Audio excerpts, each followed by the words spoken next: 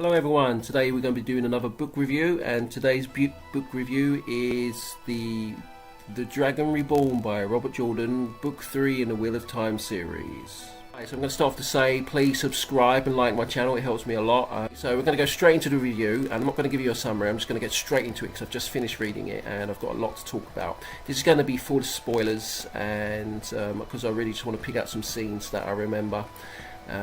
That I want to talk about and give you my opinion on them, and probably why I think this way and why the book went this way. So yeah, I'm just going to go cracking straight into it. Okay, so the book is called Dragon Reborn, of course, and the funny thing is that Rand, our Dragon Reborn, is only in the book about 10%. And I think the reason for that is because when we first started off, the book starts off with Rand up in a forest, hiding from the events that happened from the last book, the Great Hunt, and I think he's accepting that he possibly is the Dragon Reborn, but he's having a bit of a mental breakdown where he doesn't want to be used by the Aes Sedai, and he's basically overwhelmed with this corrupted power. So there's a scene in there where Rand and co, so these are attacked by Trollocs and the Dark Friends and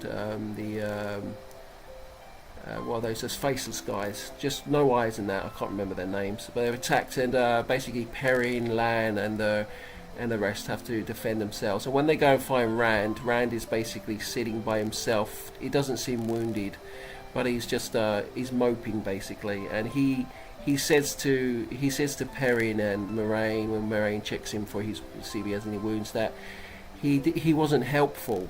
Basically, when he did try to help with the power, with the one power, he basically couldn't control the power, and he set fire to the forest. And basically, when he tried to release that power at that time, it just went all over the gaff. So he wasn't helpful, and he's going through this moping stage where basically he doesn't want anyone else to die for him. He just wants to get it all over with. He wants to be proven that he wants to prove to himself that he's 100% the Dragon Reborn. So he gets up and leaves. So that's basically, I think, the reason why the book leaves him behind, because he's in his mental state is not very good. So the Robert Jordan just concentrates on the other characters' perspective about him. That's just my first point about Rand. So Rand, the reason why I believe Rand is not in the book is because his mental state, and it wouldn't be a very enjoyable book if we're just following Rand around going nuts basically. Well, people might like it, well, I don't know. But anyway, so the book itself, the book continues on being very descriptive the way Jordan writes. So like I said in my last review, that we're probably expected to see this type of writing throughout the book. So basically it takes pages upon pages to explain something. But one of the things I did like about what he did with his world building, he's basically he showed what the world looks like after the events of what's happened in the last couple of books.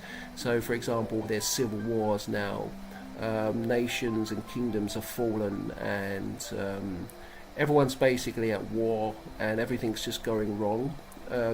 Which I thought was really good as a writing style, so we could actually not just only feel what's happening around the characters, but we're knowing what's happening in the world. We also get a point where we get a lot more political dialogue and information about the White Tower, about Tower Valon, and I thought that was very interesting. So that's from the perspective of the three girls basically. Matt actually steps up in this one. I'm not quite sure how I feel about Matt in this one. He basically changed from his mopey character, that, you know, that the type of person who's a pain in the arse, who would die in the first scene type of thing, who would die, you'd be your character to die.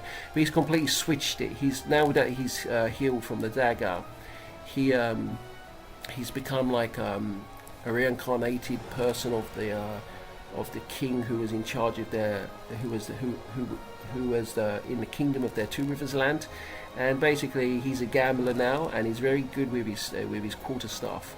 And I'm not quite sure if I like his character at the moment. There's a point in the book where he he basically fights Elaine's brothers with the quarterstaff, was there with whilst they use swords, and he basically bests them. He actually humiliates them. He does it under a pretense of a bet, and there was a point in it where he becomes extremely hungry after the bout, and he's a case of basically falling over from hunger, low blood sugar or whatever. And I thought to myself, is this his ability? Is this his ability where he has to eat to keep up his strength after a battle? He's very lucky, which I'm not really too fond of in the book. He everything he does is based on luck, so he can run into a fight and he's going to win because of luck. He wins all the money. He does gambling, so all his money comes from luck. So I'm not too sure how I feel about that for yet. So we'll see how he plays out in the next couple of books. His attitude is still there. His attitude from the first book is still there, where he's always mumbling and he's always grumpy and he's always rude and he's always quick with his mouth type of thing. Okay, so that's Matt. So I'm still not quite sure about Matt, how I feel about Matt. So we'll see how he goes from there. We have Perrin. Perrin takes a lot of this book. We see the events through Perrin's eyes when he's still hanging around with Moiraine, Lan, Loial the Giant, and there's also a few more characters that are added in there. And we see it through his eyes. He's basically stepped up now. He's slowly coming to terms with his wolf abilities, and we still have some fear for him, because there's a scene in the book where he comes face to face with a wolf brother like himself, who hasn't been able to control his ability, and he's basically progressed straight into a wolf basically, and he can't think out of the wolf state. And he lets him free into the world, so he feels sorry for him and lets him free, which could be a danger to him, to that person's self, and to the people around him, which I thought was odd. But we're trying to get a sense of humanity through Perrin from this one. So Perrin basically he steps up. Basically, he becomes very straightforward with Moiraine, and it seems to be pissing off Moiraine that he's basically fighting back her advice and her opinions and stuff like that. But he stepped up. He's doing very well. He gets his hammer in this one, which is a great thing.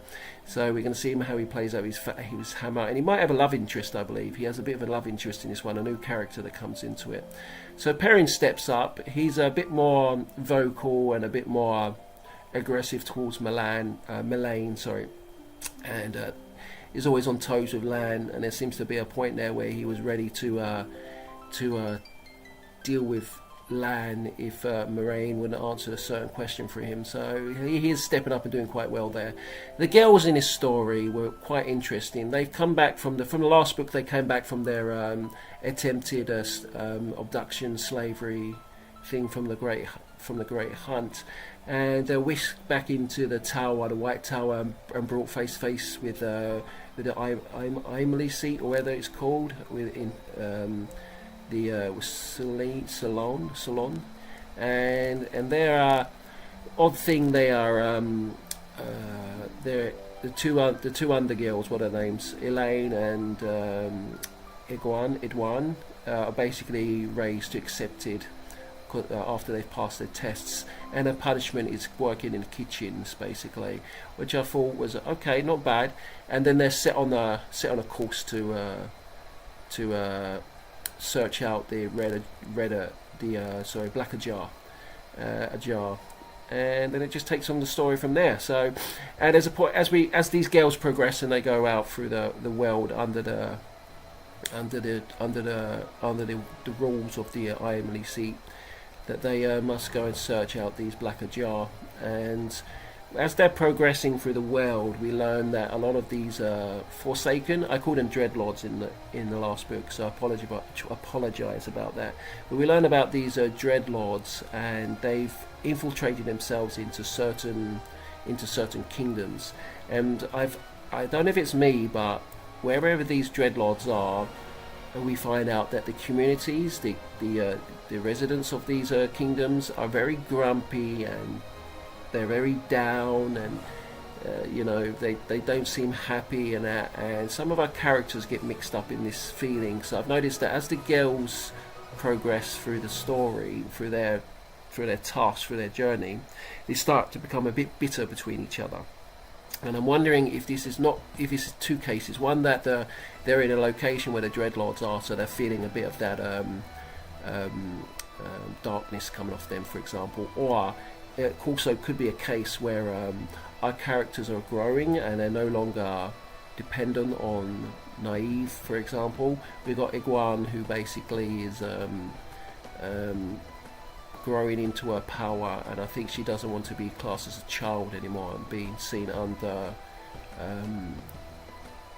Naveen, because they're all three of them now classically accepted. I think that a lot of this story takes place in the dream world, and at first I thought maybe this dream world was connected to these parallel universes, because they all seem to be able to connect to this dream world. There's a point in it where they say Rand is so powerful that he seems to mix up, he seems to bring other people into his dreams, and that could be a case why Mat can come into these dreams. But Perrin seems to be able to enter this dream world, as well as Egwene can as well, and Rand is there, and he seems to be doing. They seem to trying to follow what he's doing and see what his prophecy is. That's how they're able to all come together and see what's going on.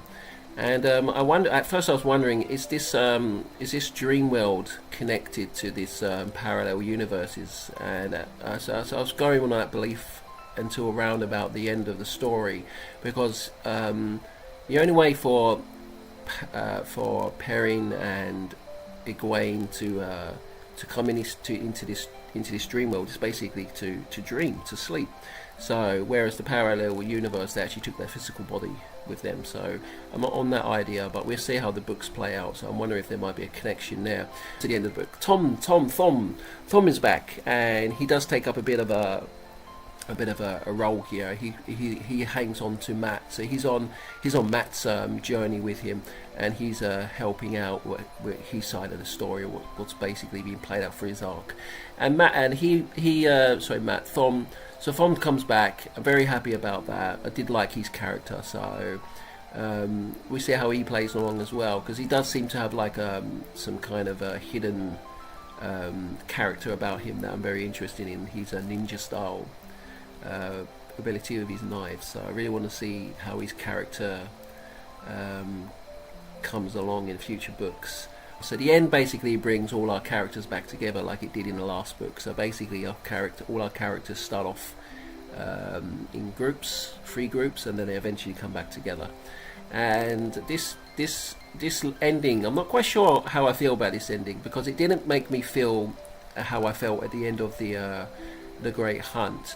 The ending itself basically was done and dusted. There was no dramatic points in it for me. I didn't feel, after I finished the book, I didn't feel, oh, that was fantastic, that was a great ending. The ending was good, the story, the whole book was good, I enjoyed it, but I just didn't feel that the ending was lived up to the Great Hunt, basically. So basically, the ending we have 2 Forsaken. Rand has to battle 2 Forsaken, and Moraine shows her full ability in this. She goes not dark, I wouldn't say dark, what's the word? She goes cold in this one. She shows us her ability, her magical ability, and she ends up, spoiler this is, she ends up killing one of the Forsaken. And basically Rand's opponent in this one again is once again Balsamon, and I thought, okay, this is the 3rd time we've seen Balsamon. Are we really going to be seeing him again? Because it's getting a bit like a bit annoying now to keep facing off against the same enemy. And we did learn at the end of this, so again a spoiler, we did learn that Balsamon is not the Dark One as Rand believed, because every time Rand was battling him and beating him, he kept saying, it's over, it's finished, the last battle was finished, we done, we won, the Dark One is dead. But it turns out that Balsamon is basically just a Forsaken. It must have been, I don't know if he was one of the most powerful Forsaken, but he was a Forsaken, and Rand kills him, of course. That's basically the entire story told to you there. And so yeah, so Rand again still going through his mad one, and and he manages to wield this Excalibur sword, like sword in stone style ending, where he pulls out the stone from the sword and he battles Balsamon with it. And this sword is so powerful that he can just about hold on to it. Basically, he's on a knife edge, and he can just about control the power that this sword requires to be used. And so yes, I thought the book was good. We get introduced to a lot more characters. We get some new characters. We get introduced to the the red-headed, face-covered warriors, and we get introduced to those, and we get to learn a bit more about those and their prophecies towards the Dragon Reborn. So I thought that was quite interesting.